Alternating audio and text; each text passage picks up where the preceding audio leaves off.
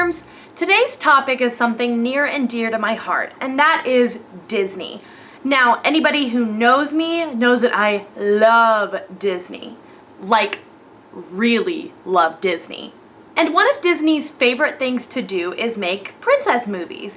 And you can hardly blame them when they make so much money off of something like Frozen. Personally, I love the Disney princesses. I really don't have a problem with them, and I enjoy watching all of their movies, except maybe Princess and the Frog, but even then, I love Tiana and the villain in the story, whose name I won't pronounce because I know I'm gonna mess it up. Faisler,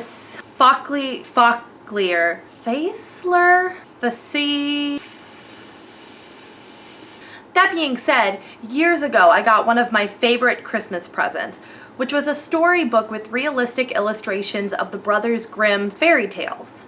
Thanks, Dad! And as an avid young reader, I sought out the original versions for all of these Disney stories. Even as a little kid, I definitely remember realizing the differences between the original and the Disney version. Trust me, as a little kid reading Victor Hugo's Hunchback of Notre Dame, you definitely know that there are some dark tones there. And no, at the time I did not understand any of the sexual undertones of that book. In today's world, I think that a lot of parents would say it's irresponsible to show their kids the original tales because it can get so dark.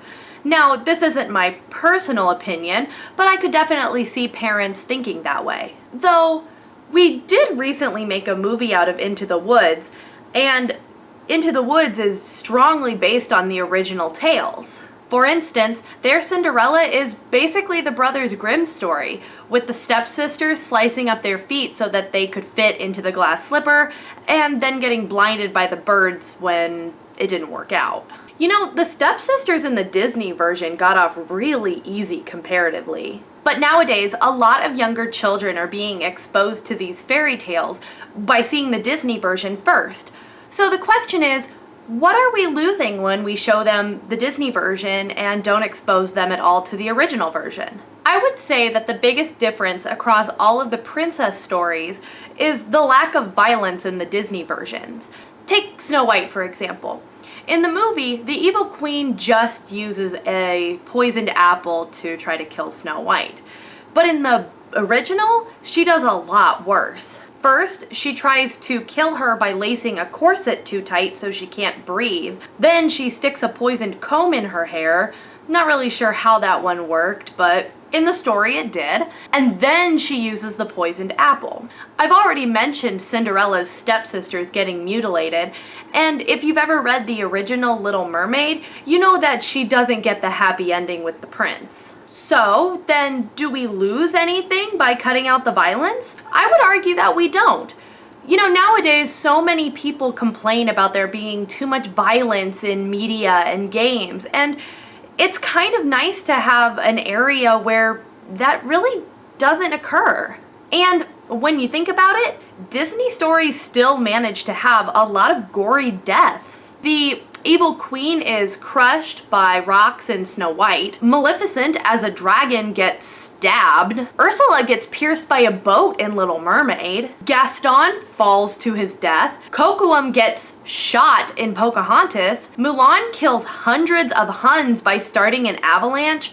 And you know that Shan Yu does not survive when he gets blasted off by fireworks. In Princess and the Frog, the lightning bug gets squashed and then the villain gets sucked into crazy voodoo vortex of doom. And Mother Gothel falls to her death while aging rapidly. So out of all the princesses on the official Disney lineup, the only ones that don't have gory deaths are Cinderella, Jasmine, Merida, and Elsa and Anna. Although technically they killed the bear Mor'du in Brave, Jafar gets sucked into a lamp and becomes a new genie, and Elsa and Anna's parents basically die on screen when their boat sinks. So even more technically, Cinderella is the only princess that doesn't have any death in her movie, and even then it's implied that her dad passed away. Then we have to ask, did we really remove violence from these movies? And whatever was removed, did that do anything? I think that the main violence taken away from the original stories is most violence done toward these women. I mean, it's not like we see Rapunzel wandering around a wasteland searching for her newly blinded prince, or see the multiple attacks on Snow White's life. Not to say that these princesses are completely saved from harm, though. Several of them have attempts on their life anyway, or are put in situations that are dangerous and they could get killed. So the violence is mostly off screen, done so it's not realistic, or it's completely done away with so that the princesses can get their happily ever after. The violence is not completely lost in these adaptations, and I would argue that there's still enough in each of the stories that it keeps the main point of them. Except for Cinderella. I think that by taking away the mutilation and the punishment, we don't get to see how far these girls would go in order to marry the prince. So then, are we missing anything else? Well, do any of the morals get changed so that the princesses can have their happily ever after? Well, in order to answer that, I think that we have to go through each era of Disney princess, and more or less talk about them individually. Disney's classic three ladies are definitely the closest in retelling the original source material, and I would argue that means that it keeps a lot of the lessons and morals. Now, Snow White's morals have always been a little bit ambiguous, ranging from vanity can lead to dangerous jealousy to don't trust strangers. And the latter doesn't even really count because Snow White trusts both the evil queen as her disguised self and the dwarves, so the message can kind of get a little mixed in there. Either way, I would argue that the Disney version doesn't change enough of the story for the moral itself to be changed. The main thing that it took out was most of the violence towards Snow White. However, we still got her trying to kill Snow White by poisoning an apple. So, not enough to make it a different story. Skipping the 2015 live-action Cinderella, the animated Cinderella pretty much keeps to the same story as the original too. She's kind to everyone, to animals, and does everything that's asked of her. And in the end, she is rewarded for that. As I stated earlier, the biggest thing missing from this is the mutilation and punishment of the stepsisters. It kind of seems as if Disney thought them being humiliated by not being able to put on the shoe normally was enough without making them destroy themselves. Sleeping Beauty has a very simple moral. Love conquers all. And in the original tale, the prince is basically led by love to destroy the thorns in front of the palace to save her. Now, in the animated movie, the prince gets a little bit more help since he met her before and the fairies guide him through, but overall, it's not a complete retelling of the story. Plus, they added in a dragon fight so that we could get rid of the antagonist. And the other moral in this story across all tellings is just invite the evil person to your party, because evil people want to party just as much as the good people do. The next era is part of the Disney Renaissance, which means that Belle is up next. This story's moral is don't judge a book by its cover, and it remains untouched. In fact, the animated movie adds something to the story that makes that an even stronger moral. Gaston as a character is not in the original story. And by adding him, you realize that in any other story, he would be the protagonist, and that's who you would be rooting for. He's the good-looking guy that should be able to defeat the monster, and the moral is made that much stronger when you realize that it fits to both Gaston's character and the Beast's. So good job, Beauty and the Beast. Main point of the story is kept and made even stronger. And now we get to The Little Mermaid, where the lesson of this story was basically thrown out the window. Although, if they had kept the original ending to the story, Ariel wouldn't have gotten the happy ending that general audiences would want to see.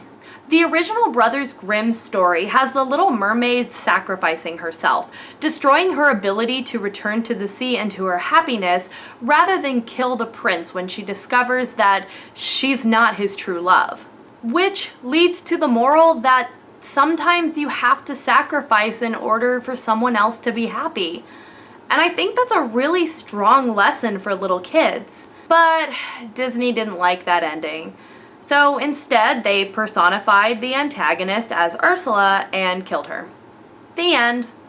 And Ariel got her happy ending. And the new moral of the story is don't blackmail King Triton, or else his daughter will fuck you up.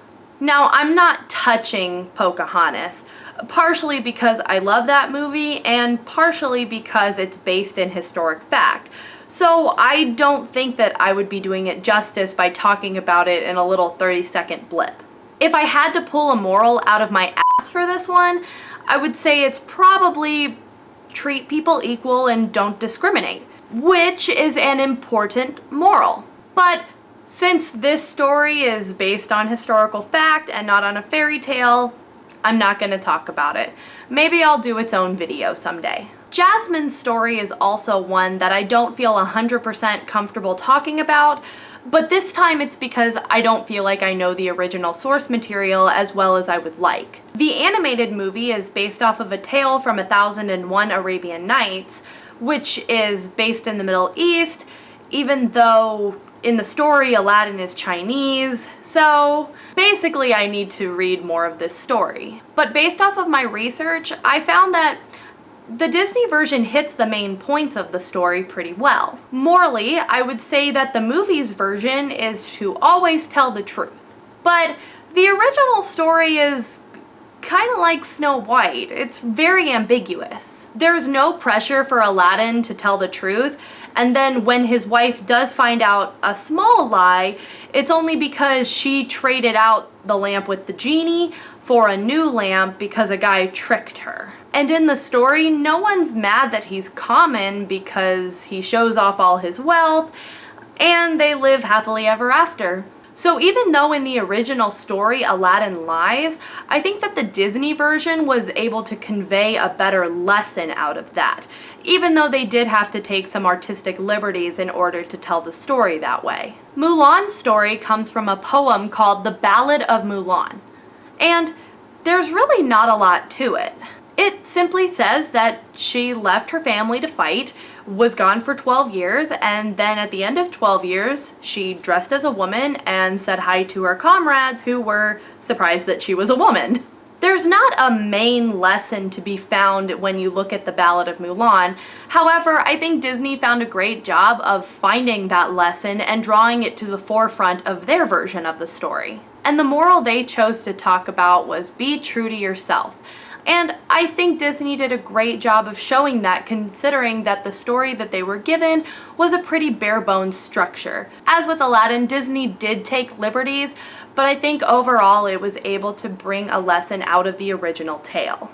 Whew, so going through all these princesses is taking a lot longer than I thought it would.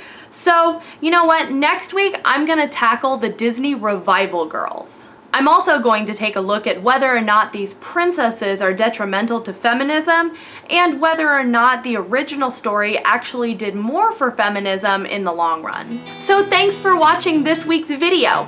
If you like watching these reviews, click below and subscribe to see a new video every week. And as always, keep reading!